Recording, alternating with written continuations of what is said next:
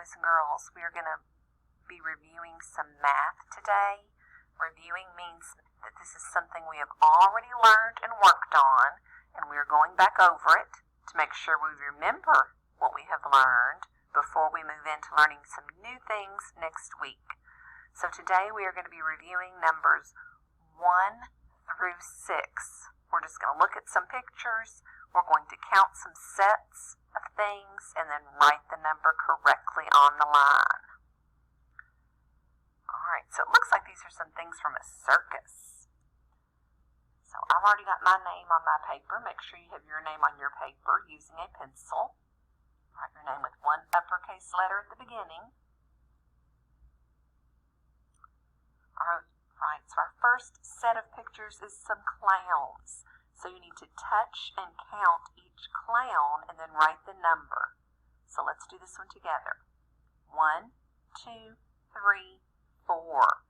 And then write your number 4. Down and over. Pick up your pencil. Down once more. There are 4 clowns. So move on to your next set and count them. 1, 2. Around and back on the railroad track. 2, 2, 2.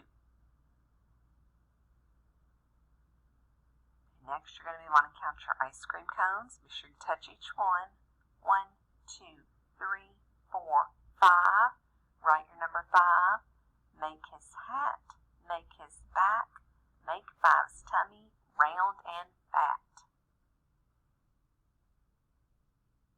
And the last set on that top row looks like some tigers. 1, 2.